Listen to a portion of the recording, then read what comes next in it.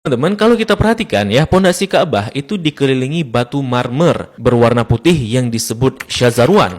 Fungsinya untuk menahan pondasi Ka'bah agar tidak rubuh atau terkikis karena dahulu daerah area Ka'bah berpasir dan terkadang berbanjir. Maka dikhawatirkan hal itu akan merobohkan Ka'bah. Oleh karenanya dibuatkanlah syazarwan ini untuk menopang pondasinya oleh orang-orang Arab dahulu. Untuk era sekarang, syazarwan ini juga berfungsi untuk menghindari adanya jamaah yang terjepit di dinding Ka'bah ketika haji. Nah, di dekat pintu Ka'bah, masih di area Syazarwan, kita akan melihat sebuah tanda berupa 8 buah batu mewah. Ini disebut dengan area Mi'jan, merupakan lokasi di mana Nabi Ibrahim dan Nabi Ismail mengadon tanah liat untuk membangun Ka'bah. Begitu pula, ini merupakan lokasi favorit Rasulullah SAW, serta tempat di mana Jibril mengajarkan salat kepada Nabi Muhammad SAW.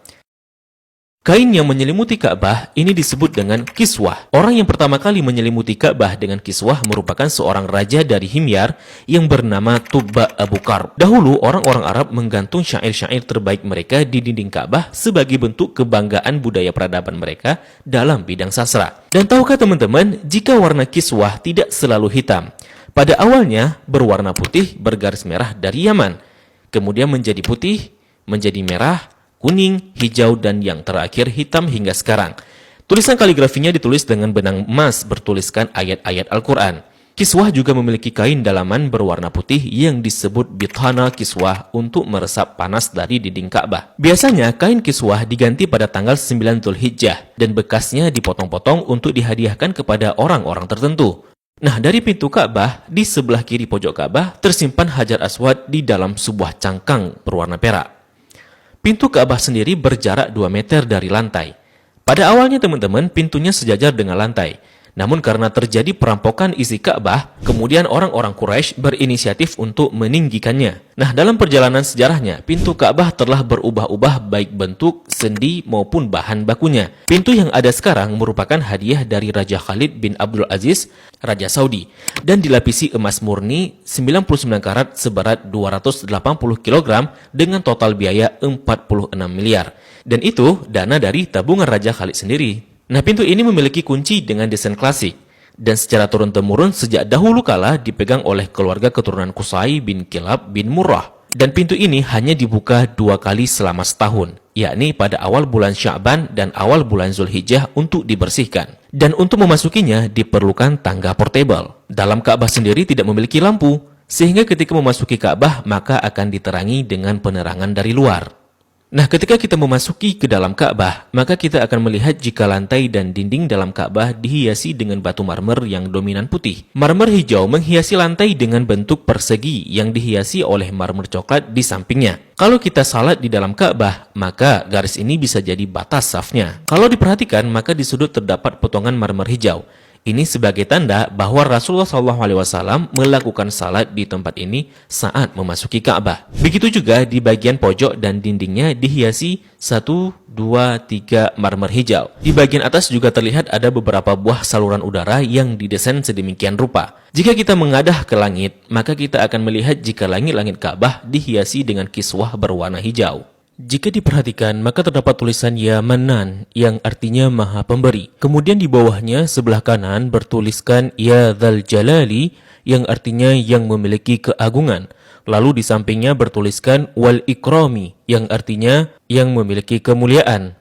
Di bawahnya tertulis penggalan surah Al-Baqarah ayat 144 yang berbunyi Qad nara taqalluba wajhika fis sama'i falanuwalliyannaka qiblatan tardaha fawalli wajhaka syatral masjidil haram. Kemudian di tengahnya bertuliskan kalimat tauhid La ilaha illallah Muhammadur Rasulullah. Dilanjutkan di bawahnya bertuliskan surah Ali Imran ayat 96 dengan bunyi Inna awwala baitin wudi'a lin-nasi lalladzi bi Bakkah mubarakan wa hudan lil alamin. Kalimat ini tertulis berulang-ulang hingga memenuhi dinding atas dan langit-langit Ka'bah. Di bagian atas terlihat jika langit-langit Ka'bah ada 3 penyangga yang kemudian ditopang oleh 3 tiang dari kayu dengan diameter 44 cm dengan jarak antara tiang 2 meter sekian. Tiang ini dihiasi dengan 6 hiasan cincin terbuat dari emas. Bagian bawah pondasi tiang berbentuk kotak yang besarnya dapat diduduki oleh orang dewasa. Orang yang pertama kali memasang tiang di dalam Ka'bah adalah Abdullah bin Zubair saat pertama kali memugar Ka'bah selepas wafatnya Rasulullah Sallallahu Alaihi Wasallam. Di bagian atas tergantung harta karun berupa kendi-kendi atau lentera kuno yang terbuat dari emas dan perak, merupakan hadiah dari pemimpin-pemimpin negeri Muslim pada masa lalu.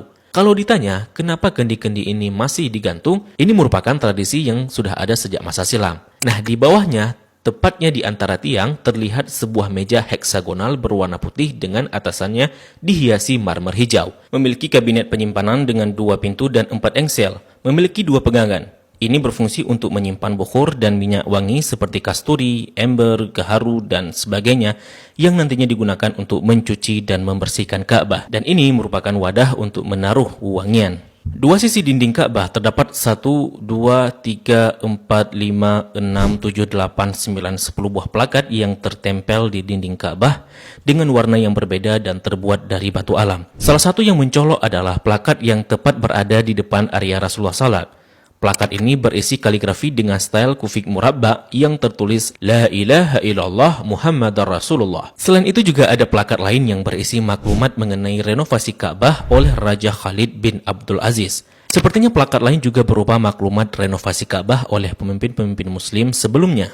Di sampingnya terdapat sebuah pintu yang disebut pintu At-Taubah yang sepenuhnya dihiasi dengan emas murni. Di belakang pintu ini ada sebuah tangga yang mengakses ke atas Ka'bah. Dari atas dapat dilihat jika ada pengait untuk mengikat kain kiswah dari atas. Dan bahkan kita bisa juga salat di atas Ka'bah. Jika Ka'bah tidak diselimuti kiswah, maka penampakannya akan seperti ini. Nah, kiswah Ka'bah akan diganti setahun sekali dan harganya mencapai 50 miliar dengan berat 650 kg. Kiswah juga berfungsi untuk menghindari dinding Ka'bah dari keretakan akibat panas matahari. Nah, inilah gambaran dari Ka'bah dan apa-apa saja yang ada di dalam Ka'bah.